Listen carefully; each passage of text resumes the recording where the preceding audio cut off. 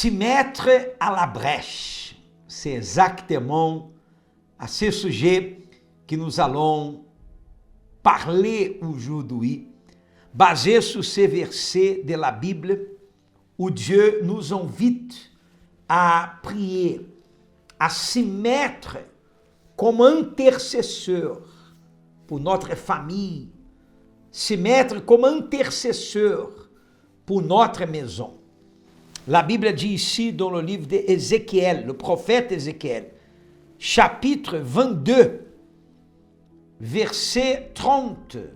Regarde qu'est-ce que dit la parole de Dieu. Je cherche parmi eux un homme. Je cherche parmi eux un homme qui élève un mur, qui se tienne à la brèche devant moi, en faveur du pays, afin que je ne le détruise pas. Mais je n'en trouve point. On va lire encore une fois ensemble. Je cherche parmi eux, c'est Dieu qui est en train de dire, je cherche parmi eux un homme qui élève un mur, qui se tienne à la brèche devant moi, en faveur du pays, afin que je ne le détruise pas. Mais je n'en trouve point. Qu'est-ce que l'Éternel veut dire à travers cette parole?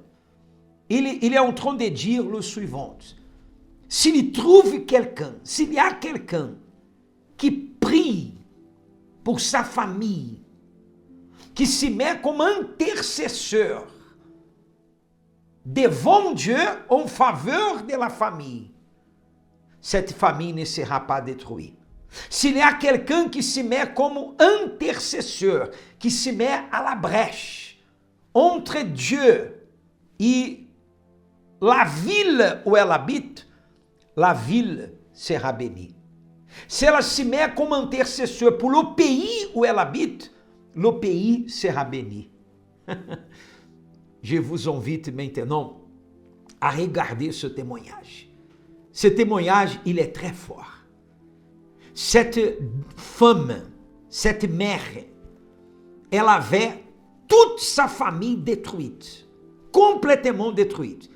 Il y avait la famille, quelques-uns étaient dans le vice, dans la drogue, dans le trafic des drogues. Un voulait tuer l'autre, l'autre pensait au suicide. Sa famille était connue comme la famille de la terreur. Parce que où elle arrive, où ces personnes arrivent, il y a la terreur. Et aujourd'hui, c'est connu comme la famille du royaume de Dieu. Parce qu'elle s'est mise comme intercesseur pour la famille. Et aujourd'hui, toute sa famille a été bénie. Il y avait un qui s'appelle Daniel. C'était le plus terrible. Le jour que cette dame a donné ce témoignage, elle a invité toute la famille à venir. Vous allez voir combien de personnes. Mais celui qui était le plus terrible, il n'était pas là à l'estudio. Vous allez voir qu'est-ce qui s'est passé avec cette dame et avec toute cette famille. Et la fin de celui qui était le plus terrible.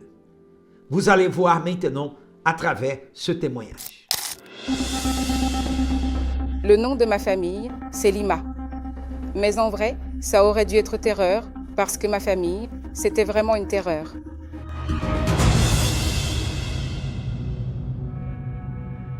Pourquoi dites-vous que votre famille était une terreur? Parce que celui-ci, il avait des disputes, des conflits dans son mariage, il servait les esprits mauvais. Il frappait sa femme, Jameson. Il arrivait chez moi avec le cou entaillé et elle disait qu'elle allait le tuer. Celui-ci, mon gendre, il trafiquait de la drogue, il trafiquait des armes. Ma fille en est arrivée au point de venir 2 fois chez moi, séparée de lui. Jadiel, complètement perturbé. Jadiel, il était une vraie terreur. Il ne dormait pas la nuit. Un jour, Jadiel a fait tellement de cauchemars qu'il s'est vu sortir de son propre corps. Celui-là aussi, Daniel. Celui-ci m'a donné tellement de travail. Celui-là, il trafiquait, il volait tout ce qui se trouvait sur son chemin. Il consommait ses drogues dures. Je pleurais beaucoup. J'avais beaucoup de chagrin avec ce fils parce qu'il était plus souvent dans la rue qu'à la maison, toujours avec ses amis, à consommer de la drogue, à faire du trafic, à voler, plutôt qu'à la maison. Presque personne ne connaissait ce fils. Quelqu'un arrivait chez moi et lui, il était dans la rue, il traînait partout, la police l'arrêtait.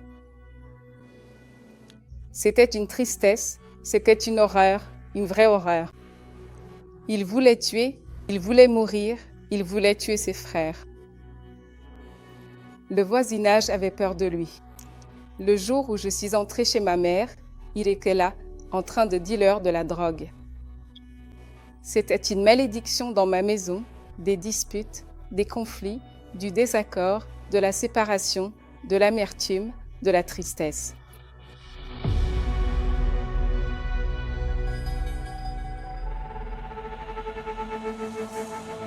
Les gens disaient, « Regarde, pour ton fils, il n'y a plus rien à faire. Regarde, ton fils, ta belle-fille. La belle-fille a frappé ton fils là au marché. Regarde, ton gendre est en train de dealer. Regarde, tu es à l'église depuis tout ce temps et tes enfants là, l'un qui se drogue, l'autre qui se bagarre, des disputes, des conflits. Ta maison, c'est une vraie terreur. » Très souvent, on m'appelait parce qu'ils étaient tous en train de se battre à la maison, l'un frappant l'autre, l'autre voulant tuer l'autre, avec un couteau, courant après l'autre. Comme plus de 40 personnes dans ma famille. Les gens, mes voisins, voyaient que je me battais toute seule. Alors ils disaient, « Pourquoi tu vas à l'église ?» « Je vais à l'église pour me battre pour ma vie et pour ma famille. » « Ah, tes enfants, il n'y a plus rien à faire. Non, pourquoi tu es à l'église tous les jours? Dans cette église? Non, ce n'est pas un problème. Je dois vraiment y aller tous les jours parce que Jésus me connaît de l'intérieur comme de l'extérieur. C'est mon combat. Et en voyant tout ça, en voyant tout ce désordre dans ma famille, en voyant cette terreur dans ma famille, j'ai dit, je ne vais pas désespérer, j'ai confiance en mon Dieu. Parce que ça fait 36 ans que je suis à l'église, ma persévérance, mon combat a été grand, mais je n'ai jamais abandonné. Je trouvais que ce n'était pas juste que mes enfants soient dans cette situation, parce que moi je cherchais, j'étais à l'église et eux dans cette situation. Plus je priais, plus la situation empirait. J'y allais le vendredi, quand l'homme de Dieu disait d'apporter une rose, je la portais. Le mardi arrivait, j'y allais. Le dimanche, tous les dimanches matins, j'étais là à l'église en train de me battre pour eux, de supplier Dieu pour chacun d'eux, pour Daniel. Je n'acceptais pas cette situation. Je n'acceptais pas de voir mon fils drogué. Je n'acceptais pas de le voir voler. Parce que c'est très triste, une mère de voir son fils voler et se droguer.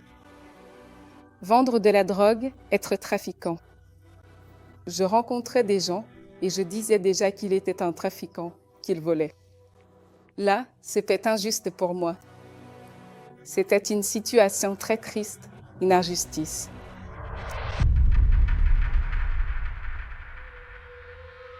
Pendant cette période, je suis devenue veuve. Mon mari est décédé et alors j'ai dû me battre seule. Pour moi, maintenant, seule, comme père et mère, pour me battre pour eux tous.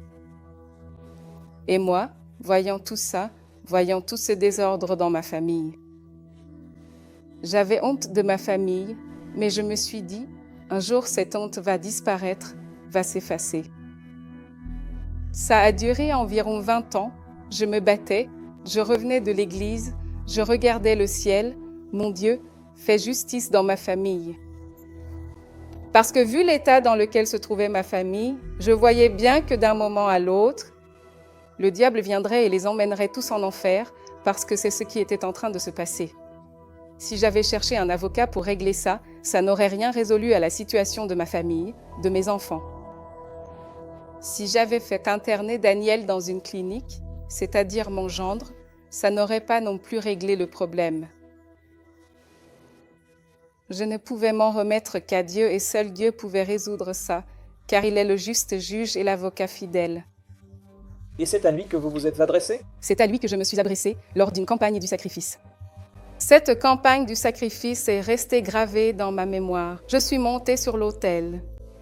Je suis montée sur cet autel en pleurant, les larmes aux yeux. Mais j'ai cru tout le temps. J'ai dit, mon Dieu, tout est ici sur l'autel. Tout ce paquet est ici. Et je crois, mon Dieu, que lorsque je descendrai de cet autel, je descendrai avec ma famille transformée. Je descendrai avec mes enfants changés, avec la victoire dans ma vie. Le sacrifice que j'ai fait en me battant pour les âmes, pour leur âme.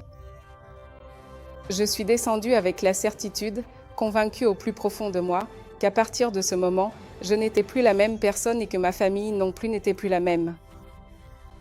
Madame Maria Aparecida, pendant tout votre témoignage, vous avez dit que vous vous battiez toujours seule. Êtes-vous encore seule aujourd'hui? Aujourd'hui, je ne suis plus seule.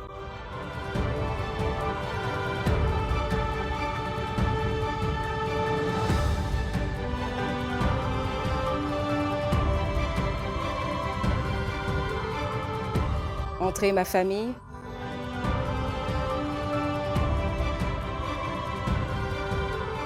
Ça ne s'arrête pas, n'est-ce pas? Non, ça ne s'arrête pas, ils sont nombreux.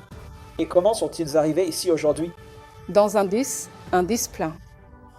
Vous avez loué un bus? Un bus familial.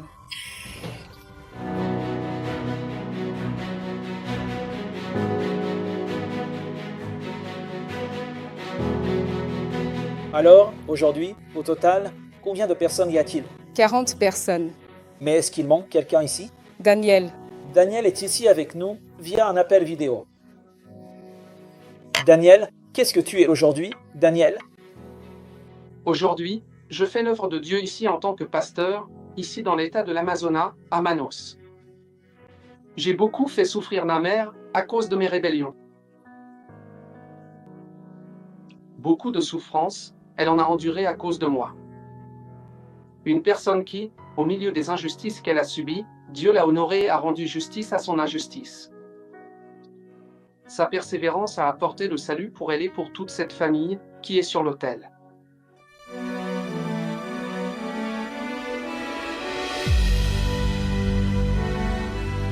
J'en suis arrivé à pointer une arme sur la tête de ma femme, perturbée, alcoolisée, droguée. C'était l'enfer à la maison, pasteur. On n'avait pas de paix. Nous étions nombreux frères et sœurs, mais malheureusement, on n'avait pas le royaume de Dieu à la maison. C'était quelque chose d'effrayant. Ma vie n'a été que trouble. Je me disputais avec ma femme à la maison. J'ai essayé de tuer ma femme et de me suicider aussi. Je suis arrivée avec la vie détruite, le mariage détruit, c'était l'enfer. On n'avait pas de paix. Mon mari a essayé de me tuer, moi aussi j'ai essayé de le tuer. J'ai mis une bouilloire d'eau sur le feu pour le tuer. Parce que la meilleure solution à notre situation, c'était la mort. Mais grâce à Dieu, grâce à la foi de ma mère, à sa persévérance, j'ai réussi à sortir de cette situation. Et elle s'est battue.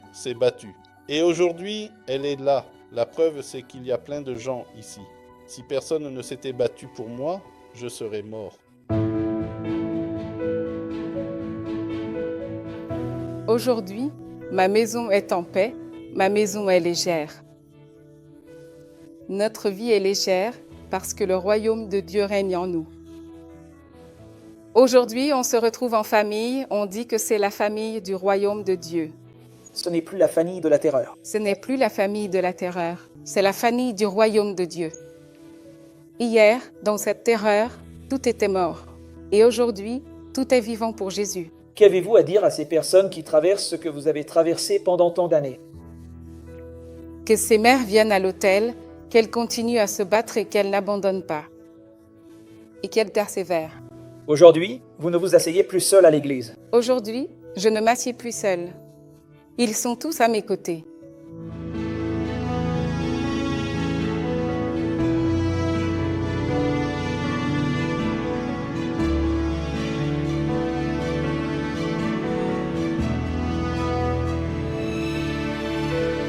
Et je n'ai qu'à remercier Dieu, car tout l'honneur et toute la gloire lui reviennent.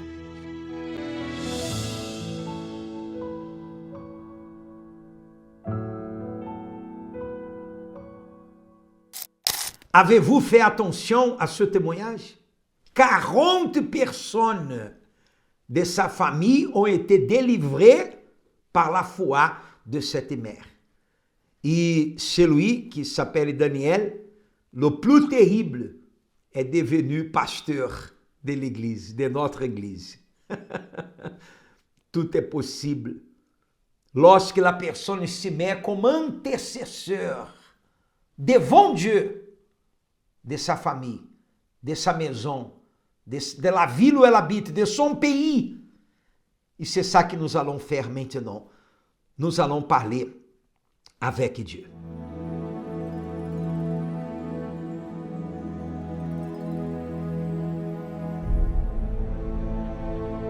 Mon Dieu et mon Père, au nom du Seigneur Jésus-Christ, nous nous mettons devant ta présence comme intercesseurs.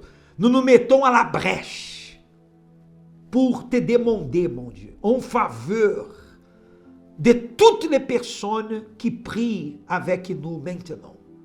Moi-même, je me mets à la brèche pour prier pour ces personnes qui sont connectées à cette transmission.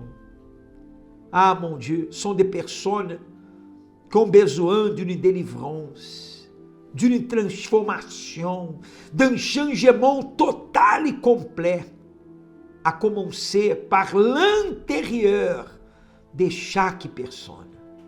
Alors, mon Dieu, manifeste ton pouvoir et viens bénir cette personne. Et j'ai pris aussi en concordance avec cette personne qui se met comme intercesseur pour sa famille, pour sa maison, pour son pays, pour que la bénédiction puisse arriver dans sa famille, dans tout son entourage. L'Éternel des armées, nous voici, mon Père. Nous prions, nous croyons en toi et nous voulons voir ton pouvoir se manifester. Au nom du Père et du Fils et du Saint-Esprit. Amen et Amen. J'en suis sûr que l'Éternel a écouté notre prière. Je vous invite à participer présentiellement avec nous, ici à la rue de Genève 96, 96 rue de Genève, à Tonnet, Genève. Et vous êtes notre invité spécial. Les personnes qui habitent aussi en France, sous le 74 de France, proche de Genève, sont bienvenus. Beaucoup de personnes viennent aussi de la France, dont notre église à Tonnet. Et en 150 pays du monde, nous avons l'église. Vous pouvez maintenant, à travers cette adresse, chercher l'église plus proche de votre maison. D'accord? Que Dieu vous bénisse à tous et partagez le lien de cette émission, de ce témoignage avec toutes les personnes que vous connaissez. Que Dieu vous bénisse. À demain.